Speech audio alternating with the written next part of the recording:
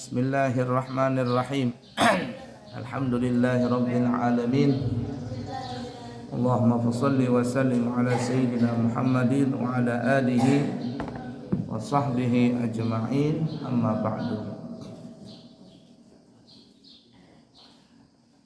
Qala al-muallifu as-sayyid al-habib Muhammad Amin bin Idrus bin Abdullah bin Syekh Abu Bakar bin Salim fi kitabihi Kitabul Adab, hafazahullahu ta'ala wa nafa'na bihi wa bi ulumihi fid din wad dunya wal akhirah, amin.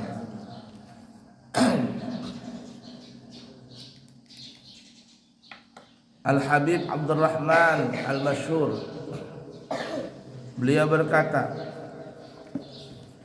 aku berjumpa dengan Nabi Muhammad sallallahu alaihi wasallam dalam keadaan bangun, dan beliau memberitahukan ijazah zikir berikut ini. Jadi Habib Abdurrahman Al-Masyhur bertemu dengan Nabi dalam keadaan jaga. Lalu Nabi kita Muhammad sallallahu alaihi wasallam memberikan amalan supaya bisa bertemu dengan Nabi Muhammad. Apa amalannya? Ini Nabi langsung berkata kepada Al-Habib Abdurrahman Al-Masyhur. Zikirnya adalah la ilaha illallah Muhammadun Rasulullah sallallahu alaihi wasallam. Siapa yang membanyakkan berzikir la ilaha illallah Muhammadun Rasulullah sallallahu alaihi wasallam, maka dia akan berjumpa dengan Nabi Muhammad sallallahu alaihi wasallam. Fahim tuh? Mudah kan amalannya? La ilaha illallah Muhammad Rasulullah sallallahu alaihi wasallam. Sering berzikir seperti itu. Ini Nabi yang langsung ajarkan kepada Al-Habib Abdurrahman Al-Masyhur. Kemudian Sayyidina Imam Malik bin Anas, Imam Malik bin Anas Al-Asbahi, yang kita dengar, yang kita kenal dengan Imam Malik. Beliau berkata, ma bitu lailan illa ra'aitun nabiyya sallallahu alaihi wasallam fiha. Yang artinya, tidaklah aku tidur di malam hari kecuali aku selalu berjumpa dengan Nabi Muhammad sallallahu alaihi wasallam. Ini salah satu kalamah daripada Al-Imam Malik. Beliau kalau tidur selalu berjumpa dengan Nabi Muhammad sallallahu alaihi wasallam.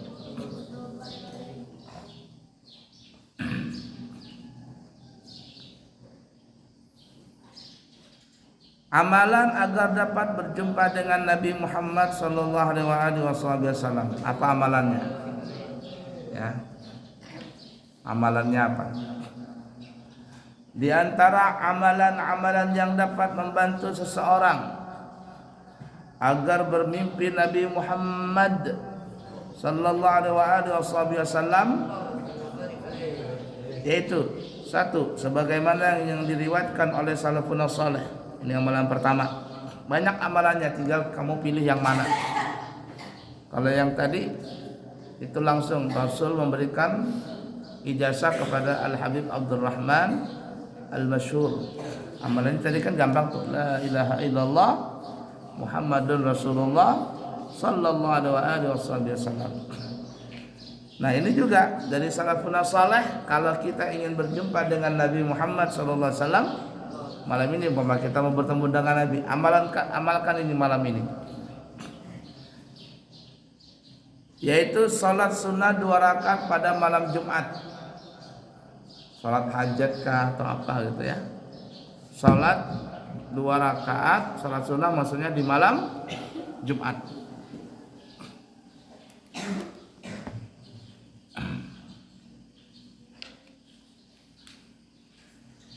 Salat sunnah 2 rakaat di malam Jumat.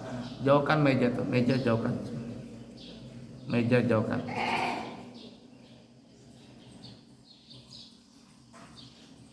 Pengurusnya ambil. Jauhkan meja. Angkat meja-mejanya.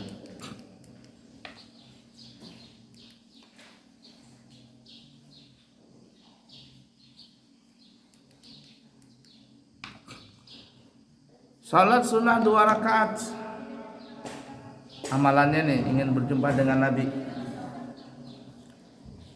Rakaat pertama membaca suratul Fatihah, lalu membaca surah Al-Ikhlas sebanyak 25 kali.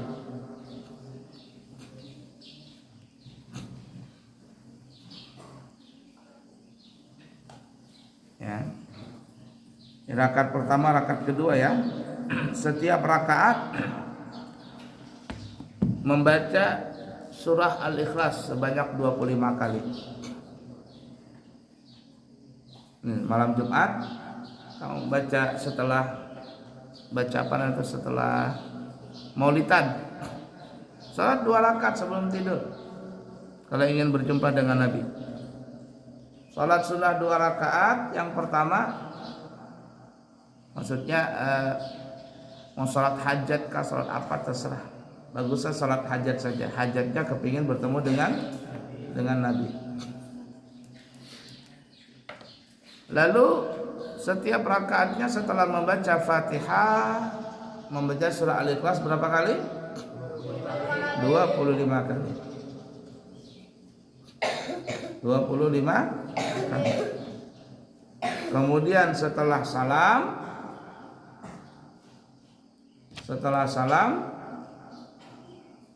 membaca amalan ini sebanyak 1000 kali membaca salawatnya. Apa salawatnya? Enggak banyak. Sallallahu ala Muhammad an-nabiyil ummi, sallallahu ala Muhammad an-nabiyil ummi, sallallahu ala Muhammad an-nabiyil ummi. Berapa kali? Berapa kali? 1000. Sallallahu ala Muhammad an-nabiyil ummi, sallallahu ala Muhammad an-nabiyil ummi, sallallahu ala Muhammad an-nabiyil ummi. Itu malam Jumat. Kalau ingin bertemu dengan Nabi, salat 2 rakaat, salat hajat lah. Kemudian setiap rakaatnya setelah Fatihah membaca surah Al-Ikhlas. Surah Al-Ikhlas, qul huwallahu ahad. Berapa kali? 25 kali. Setelah itu selesai salam baca sallallahu ala Muhammad an-nabiyil ummi, sallallahu ala Muhammad an-nabiyil ummi. Berapa kali tadi? 1000 kali. Disebutkan barang siapa yang mengamalkannya, maka dengan izin Allah dia akan melihat Nabi Muhammad sallallahu alaihi wasallam di dalam mimpi sebelum sampai hari Jumat yang akan datang. Pokoknya dalam 1 minggu itu pasti akan ketemu Nabi. Kan amalannya enak tuh, cuman malam Jumat doang nih. Cuman malam Jumat saja. Siapa yang mengamalkan malam Jumat sebelum datang Jumat depan, dia akan bertemu dengan Nabi Muhammad sallallahu alaihi wasallam. Siapa yang bisa bertemu dengan Nabi Muhammad sallallahu alaihi wasallam, maka orang itu telah menembus ribuan hijab, ribuan dinding antara dia untuk sampai ke Nabi Muhammad. Dan kalau seandainya dia sudah melihat wujud Nabi Muhammad yang sebenarnya seperti bagaimana sahabat melihat Nabi Muhammad di waktu hidupnya, orang itu sudah menjadi kekasih daripada kekasih Allah. Karena Nabi suka dengan dia, Nabi datang kepada orang tersebut, maka orang itu termasuk wali min auliya Allah. Laki-laki bisa jadi wali Allah, perempuan bisa juga jadi wali Allah. Jadi bukan hanya laki-laki yang bisa jadi wali, perempuan juga bisa. Fahim tuh?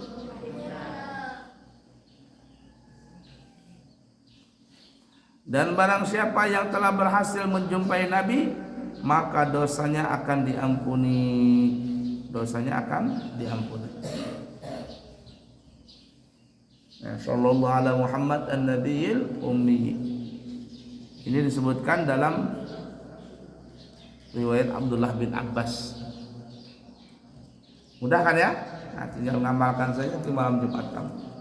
Kalau kamu ada rasa cinta dengan Nabi Muhammad, kamu akan lakukan ini. Kamu akan buktikan itu, bisa nggak berjumpa dengan Nabi Muhammad. Kalau sudah ngamalkan tapi kau belum berjumpa, periksa dulu amalanmu. Siapa tahu amalannya ada yang salah, bacanya sallallahu alaihi wasallam. Tidak bisa, harus betul bacaan ucapannya. Atau sholatnya yang kayak dikejar hantu, Allahu Akbar, Allahu Akbar. Coba buktikan. Siapa yang bisa buktikan ini, kasih tahu Abuya nanti. Abuya, saya sudah mimpi Nabi Muhammad. Oh, mantap sudah. Tenang sudah kamu. Ya, coba amalkan. Siapa yang bisa amalkan? Abuya, saya mimpi Nabi Muhammad. Selesai. Arti selesai itu kamu sudah sampai makomnya untuk berjumpa dengan Nabi. Dan itu satu keberuntungan besar. Itu lebih besar daripada hadiah apapun juga. Karena orang sudah bisa melihat Nabi dalam tidurnya, maka dipastikan dia akan berjumpa dengan Nabi pada hari kiamat. Pasti itu, pasti. Tapi kalau ada orang gak pernah mimpi Nabi, bahayanya tidak bisa ketemu Nabi di akhirat nanti. Tidak bisa bertemu dengan Nabi. Maka paksakanlah diri kita untuk bisa berjumpa dengan Nabi sallallahu alaihi wasallam. Wallahu a'lam bishawab.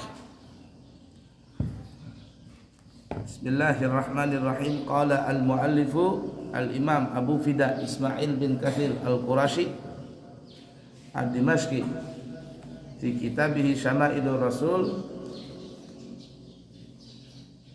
rahimahullahu ta'ala wa nafa'na bihi wa bi'ulumihi fid din wa dunya wal akhirah, amin. Al-Imam Ahmad berkata, Abu Nu'aim menceritakan kepada kami, Mis'ar menceritakan kepada kami dari Abdul Jabbar bin Wa'il bin Hujur. Dia berkata, Abdul Jabbar bin Wa'il bin Hujur berkata, keluargaku pernah menceritakan kepadaku dari ayahku. Dia berkata, apa kata ayahnya Jabbar, yaitu Wa'il? Ata Rasulullah sallallahu alaihi wasallam badalu min ma'in fashariba minhu thumma majja fid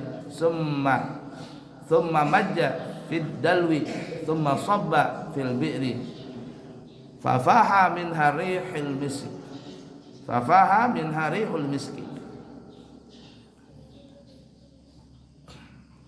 Kata ayahnya Abdul Jabbar, itu Wa'il bin Hujur, telah datang Rasulullah sallallahu alaihi wasallam membawa sebuah timba air. Jadi Nabi pernah membawa setimba air. Bawa apa namanya? Bahasa ember lah bahasa kitanya. Membawa setimba air. Lalu beliau meminum darinya. Jadi ada ember tergayung, ada air, beliau minum di situ. Kemudian beliau memuntahkan air ke dalam timba tadi. Kemudian beliau menuangkan ke dalam sumur.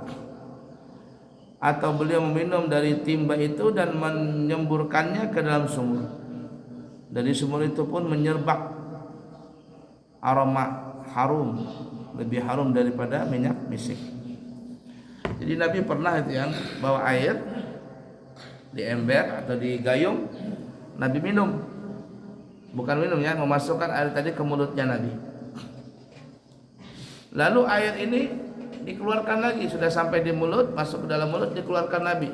Biar orang Banjar diluak, tahu diluak? Dikeluarkan dari mulut Nabi, masukkan di gayung tadi. Lalu gayung itu dibuang ke dalam sumur, dimasukkan ke dalam sumur. Maka satu sumur itu semuanya menjadi harum. Satu sumur itu semuanya menjadi harum. Ini riwayat daripada Al-Imam Ahmad. Ya, ada juga dalam pendapat yang lain bukan airnya yang dimasukkan ke dalam sumur, bukan air gayung, tetapi Nabi mengambil air dalam gayung tadi, diminum gini, kemudian air yang di mulut itu dibuang ke dalam sumur, dimasukkan air kumur-kumur Nabi masuk ke dalam sumur, maka satu sumur semuanya menjadi harum, seperti harum bau misik, bahkan lebih harum daripada minyak harum misik. Sallallahu alaihi wasallam. Seperti itulah Al-Imam Baihaqi meriwayatkan dari Jarur Ya'qub dari Sufyan bin Nu'aim. Nama asli Nu'aim adalah Fadl bin Dukain. Imam Ahmad berkata, Hashim menceritakan kepada kami, Sulaiman menceritakan kepada kami dari Thabit dari Anas, dia berkata, Sayyidina Anas berkata, kana Rasulullah sallallahu alaihi wasallam idza shalla al-ghadata jaa khadimal Madinah bi aniyatihim fiha al-ma'u fama yuta bi ina'in illa ghamasa yadahu fiha farubbama ja'uhu fil ghadati al-baridah fayamussa yadahu fiha.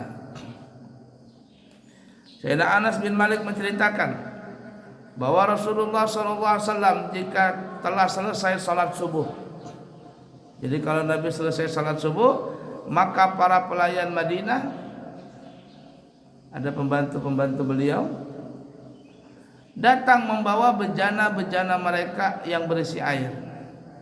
Setiap kali beliau diberi bejana, maka beliau membenamkan tangan beliau ke dalamnya.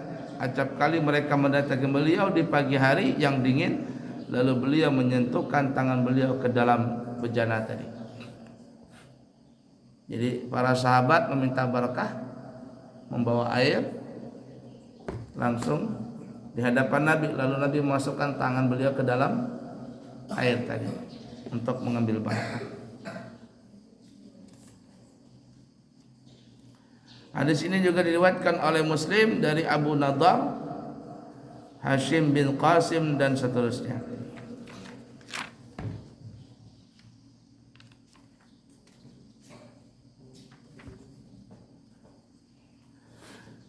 Imam Ahmad berkata, Hujain bin Musanna menceritakan kepada kami, Abdul Aziz bin Abu Salamah Al-Majishun menceritakan kepada kami dari Ishaq bin Abdullah bin Abu Talhah dari Anas, dia berkata, Rasulullah SAW pernah datang ke rumah Ummu Sulaim, lalu beliau tidur di atas tempat tidurnya. Ini sudah belum kita bahas kemarin ya.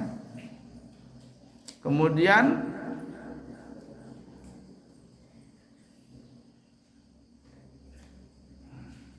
sedangkan Ummu Sulaim tidak berada di rumah. Anas melanjutkan, kemudian pada suatu hari beliau datang dan tidur di tempat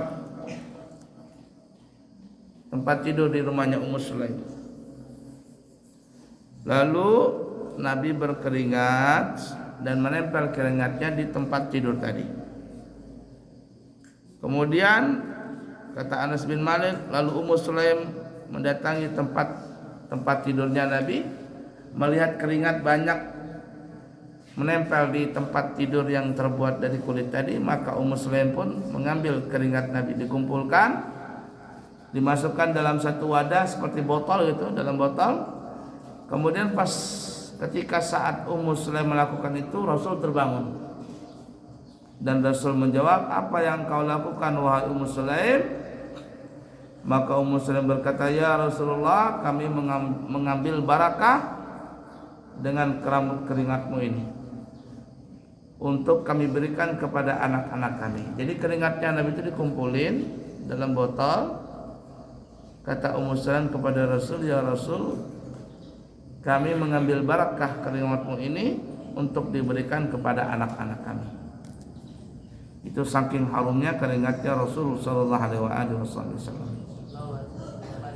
Hadis ini juga diriwayatkan oleh Imam Muslim dari Muhammad bin Rafi' dari Hujain dengan hadis tersebut. Wallahu a'lam bissawab. Sallallahu alaihi wasallam Muhammadin wa ala alihi wasallam. Walhamdulillahi rabbil alamin. Taqabbalallahu minkum.